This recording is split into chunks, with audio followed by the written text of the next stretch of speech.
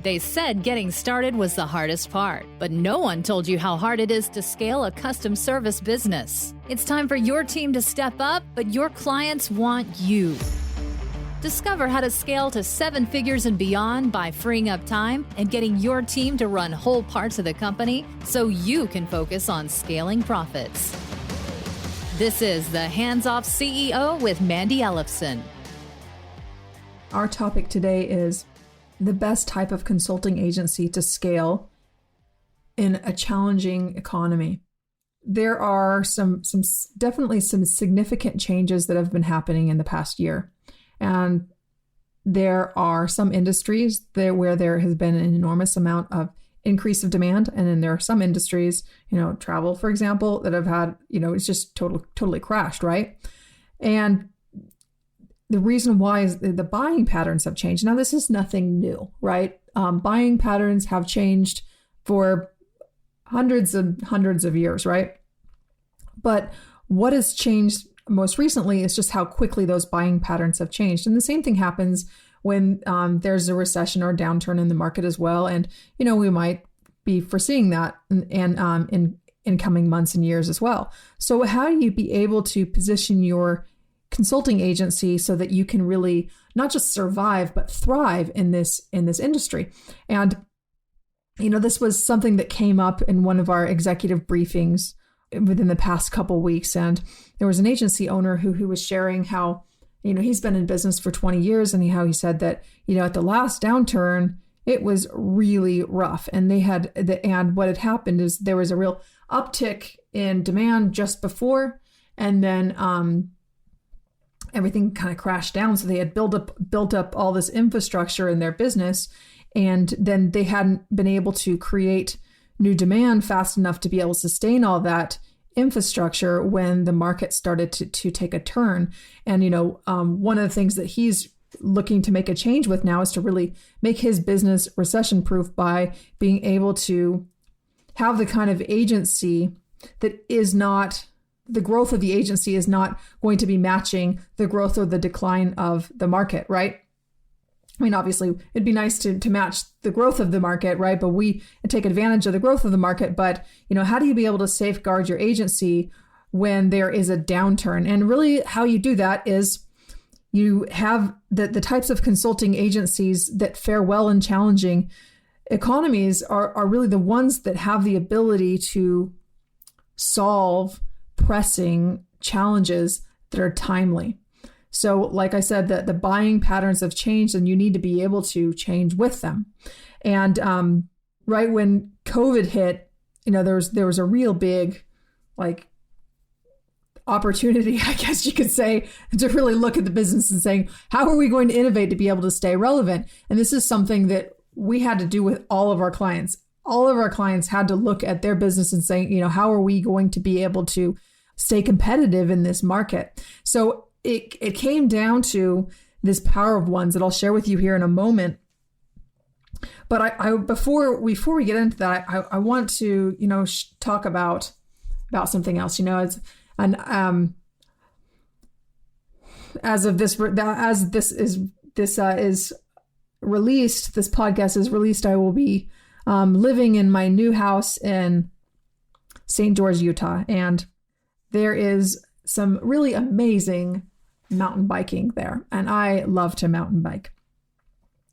And when I think about professional mountain bike riders, I mean, if you watch them, the level of mastery and skill, they just make it look so easy, right? And they're going off all these crazy jumps. And I'm looking at this and I'm saying, wow, they make it look so easy. And here's the thing is that to be able to become that masterful and that skilled, it takes an incredible amount of physical and mental stamina. And, especially if you're competing at high levels. And they do training to be able to get to that point now. So are they training just on the sunny days and in perfect conditions, on perfectly groomed trails without any mud or boulders or tree stumps or anything to watch out for? No, to be world class, you have to train in the toughest conditions that you can find. And right now, we're kind of in this refiner's fire where the toughest and strongest businesses are going to really rise to the top. And in this challenging time, it's going to really sort the ones that are willing to adapt and the ones that are not. So, like with mountain biking, there's really no better opportunity for growth and mastery than when the conditions aren't ideal. And, when the conditions aren't ideal, these other mountain bike riders who you're going to be going up against, maybe they stayed back at the hut when the rain started coming down, right? When they saw that the trail was a little bit washed out and sandy, they said, you know what, I'm gonna sit it out for right now. And here's the thing right now is that I'm actually, an interesting buying pattern that I've seen is that some of the larger agencies that were more apt to invest before the change in the market, right now they're just kind of sitting it out. And it just kind of it's mind-boggling to me because they have such an advantage. They have the team, they have the resources, they have more credibility than some of these smaller agencies. What's happening is they're just kind of sitting on the sidelines, burying the head in the sand and just kind of waiting and watching, waiting for things to pass. And that's not the position that you want to take to be able to stay competitive in this market. The best type of consulting agencies that are resilient in really any market climate are the ones that have a killer offer. And, when you have a really strong, compelling offer that's relevant to the challenges of the market right now, it doesn't matter if the market's poor, it doesn't matter if you're bad at sales, or it really even doesn't matter even if your marketing is a little bit less consistent or even a hot mess. Because the thing is if you have something that someone badly wants, they'll be willing to overlook a lot of those things. So what you need is a laser focused offer that addresses your client's most immediate needs and attracts a client who will pay more. And oftentimes much, much more. Or it could be the same exact client that you have always been working with, but you're giving them exactly what they've always wanted, and they're willing to pay more for it because they see that the risk of the risk reward it works out really in their favor, right? That the reward is so high and the risk is so low. If you have an offer that will communicate both of those sides of it, then the likelihood of you being able to enroll clients in any market's very high. So what we're seeing in this market is that our clients are able to increase their fees by double or more. And we've been working out the process so in such a way that every single time it's happened, because we've started to guarantee it now, right? And this is in less than ideal markets. The thing is to be able to do that, you have to have this level of market focus to the point where you really have less competition. And the advantage of this market right now is that because buyers have their buying patterns have changed, they are tuning out a lot of these it depends type of offers. I guess this could have multiple connotations here, like the depends offers. Actually, that's funny. But what I mean by the it depends offers is that when a prospect asks you, well, what can I get out of working with you over the course of 12 months or from some time frame? What can we expect to get out of result of it? And here's the thing is that most agencies will say, well, it depends. That's what I mean by an it depends kind of offer, because they can't really tell you what you're going to get. And they can say, well, you know what, you're going to get this email sequences, and we're going to launch this ad campaign, and we're going to redo your brand. And, they can tell you all these deliverables, but they can't tell you what those deliverables are actually going to do for the company. Now, and they will say the reason why is because they can't control it, but that's not true. They can control it, and how they control it is their client selection. More than anything, it's understanding what is the best use case for their service, right? And if they're taking anyone who walks in their door, any referral that comes in their door, then yeah, you can't actually, it's always going to depend, right? You can't really have control over it. But really to have that level of mastery when you go in and focus on an area where you have the biggest advantage, that's like a perfect fit for what your best skill sets are. Some of the variables we look at are, B2C, are you better at high volume leads? Or are you better at low volume leads, like that are higher ticket?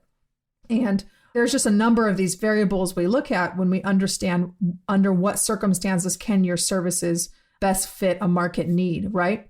And it's going to depend on the kinds of services you've done in the past and your current body of work. So it's not about completely reinventing your business, which it is to some extent, but it's really about understanding, what is that top 10% of the work that you've done. Now, how can and look at what was the outcome of what that actually delivered for the client. How is their business better as a result? And what's interesting is that a lot of agencies don't actually have access to that information. And I think that part of it is it's just not part of their process. They didn't think to ask about it. And sometimes they have clients that will actually just not make that information available to the agency. And, sometimes it's just a matter of asking and just partnering with your client to really understand what value you've created with them. And part of it is just, do you really want to be partnering with a business that's not even willing to give you the information to understand if you're being successful with them or not? In my opinion, I'm not willing to work with those kinds of businesses, because how do you actually know if you're being successful? So how do you know how to make it the services that you're providing even better? You don't have that feedback loop. So if you don't have that feedback loop already into your business, I would recommend that you find a way to do that. But back to the power of ones that I was mentioning earlier on this episode. So how you'd be able to understand where your agency needs to be at to be relevant and competitive in challenging markets is three things, right? You have one specific client type, a client type that actually, is willing to invest in solutions to grow, right? The other part is a painful problem. I look for at least a 7-figure problem. And if you have a much smaller problem than that, then you have a difficulty actually charging enough for your services to be sustainable and for you to hire the people to be able to support the growth of your company. So I really look for at least a mid 6-figure problem to a multiple 7-figure problem, like a problem that's costing the business that amount of money or more. And, an outcome. So a very specific outcome that they really want. So again, the client, the problem, and the outcome.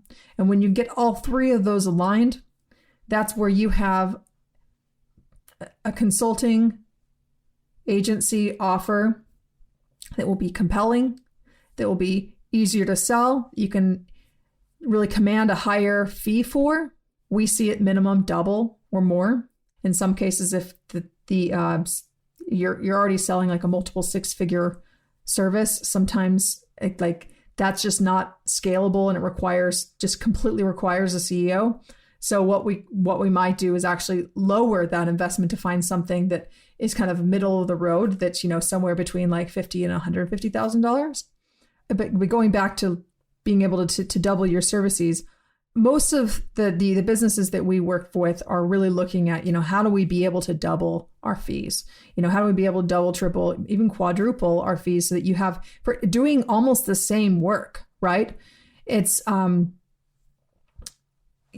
would it be like if the work that you did right now, you were able to make twice as much for it? I mean, how much more cash would you have in your business to be able to invest in growth strategies, to be able to bring on that team that can help you run the company so that you can focus on sales? What would really be possible with that? And that's why it's so important when you're looking at the right model is one that's going to generate the cash flow. It's going to actually give you that bandwidth to grow.